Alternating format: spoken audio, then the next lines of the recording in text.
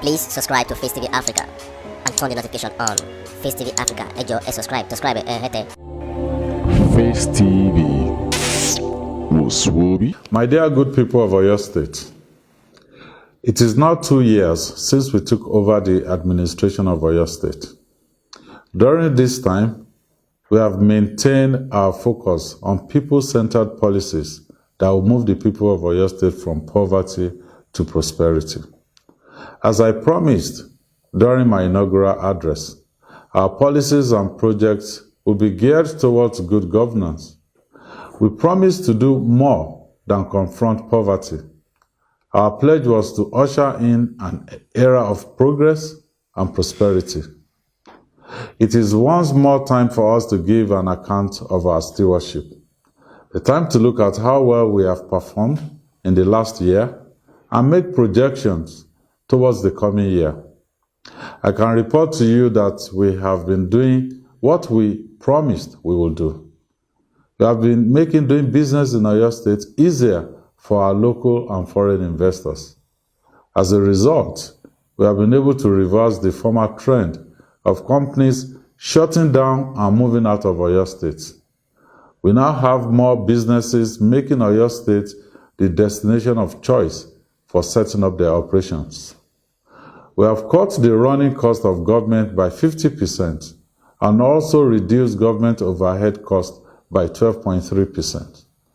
This saving in overhead cost has been plowed back into capital projects, which will yield significant economic benefits in the future. Our tax system has become more efficient.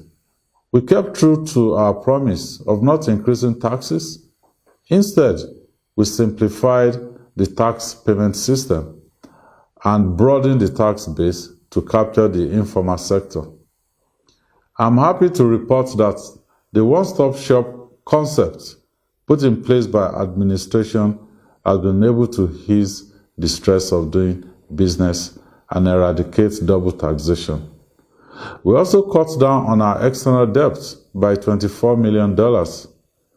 We have been deliberate about borrowing and ensuring that we do not accumulate any debt without concrete repayment plans. Despite this, we invested massively in infrastructure. We have delivered on the 65-kilometer Moniya-Ijaye-Isheyin Road, reducing travel time between the capital and Okeogun, the food basket of Oyo State, by more than 50%. We have completed the junction improvement at Orita Challenge. We have started several road projects which will lead to more economic prosperity for the people of Oyo State. The 21-kilometer airport Ajia-Niufe Express Road with a spur to Amuloko is at 58% completion. We have concessioned the moribund Agbowo Shopping Complex, and it is now being remodeled and converted into premium commercial real estate and a four-star hotel. The Paysetter Quarry and Asphalt Plant, Ijaye, which we concessioned in May 2020, has since commenced operation and is supplying asphalt for road construction in the state. Indeed, for the past 2 years, we have continued to work with our roadmap to accelerated development in Oyo State, 2019 to 2023. We have made significant gains on all 4 pillars of this roadmap. As a result, the standard of living for the people of Oyo State is improving. In education, we have maintained our free access to secondary education for all, reducing out-of-school children by an additional 10%.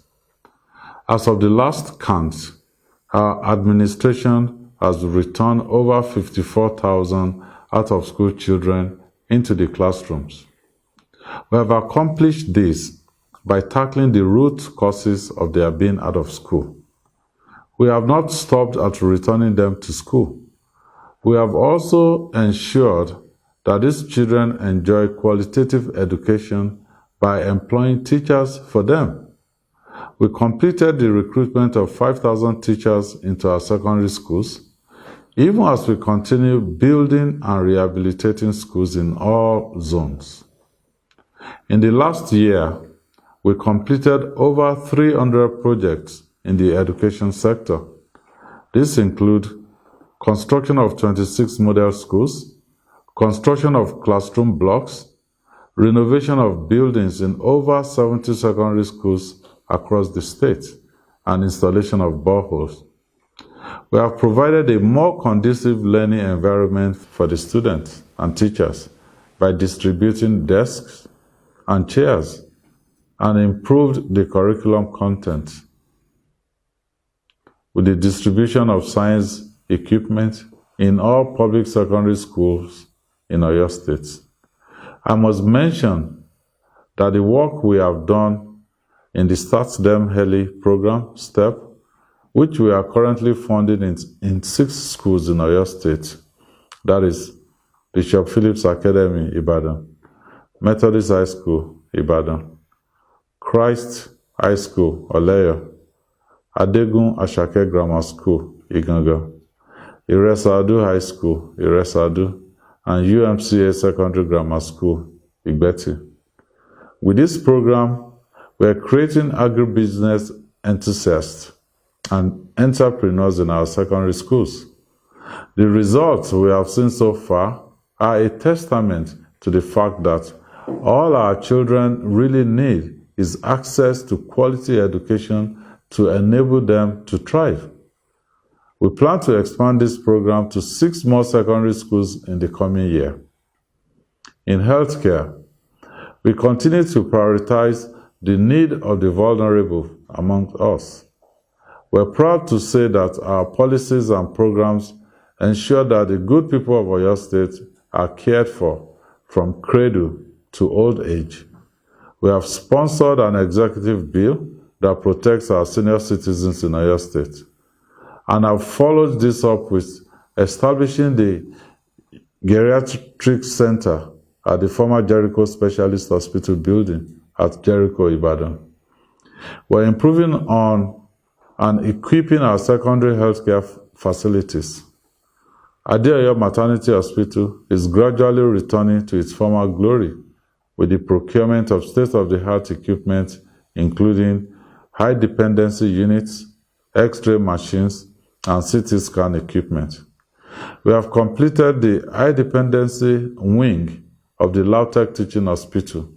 It is now fully equipped and functional.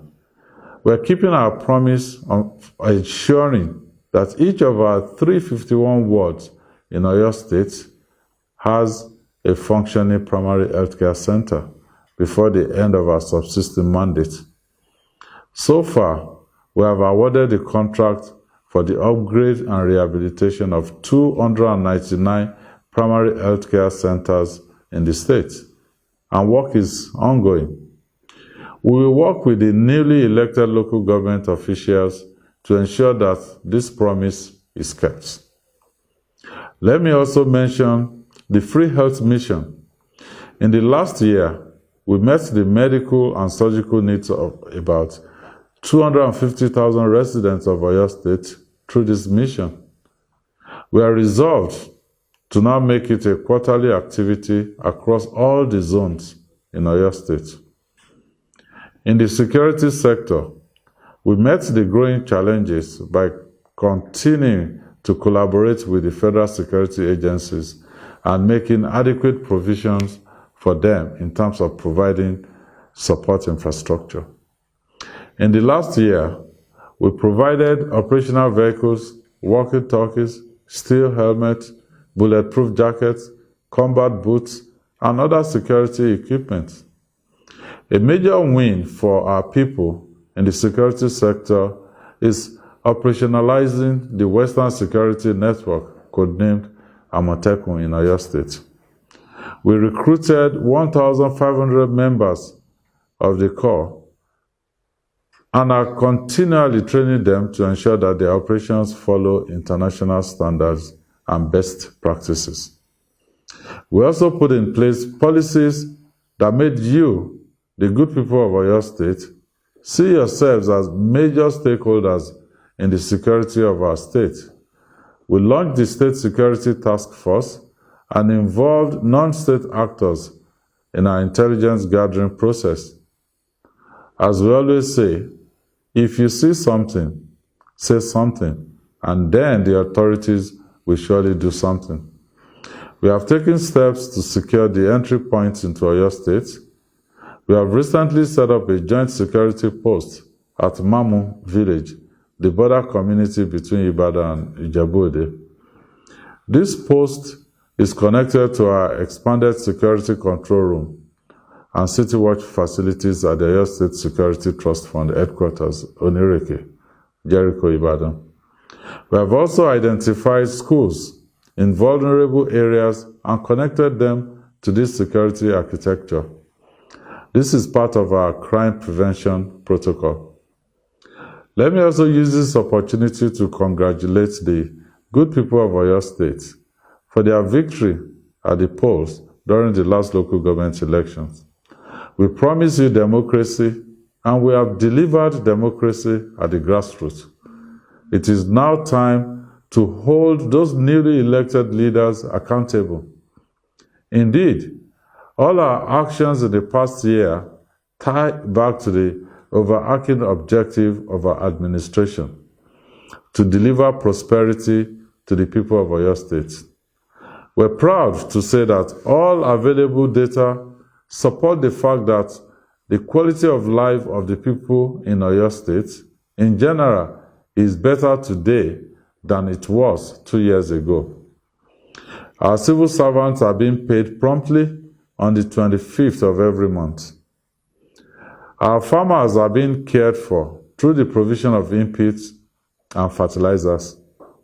Our traders are making more sales because there is more money circulating within the local economy. Our youths are getting more jobs in various sectors because more businesses are choosing Oyo State. We promise to continue making your lives better, and what we cannot presently improve, we will not make worse. In the coming year, we look forward to more targeted and inclusive growth. Several projects that we started in the last year will be completed in the next year. For example, the 4 bus terminals at Iwo Road, New Ife Road, Ojo, and Challenge. The agribusiness industrial hubs at Fashola, Akufo, and Erua will be prioritized. We will construct the Oyo Isheyin Road, the Shaki Ogboro Igboho Road, and the Isaba Ogudoyin Road in Ibarakwa.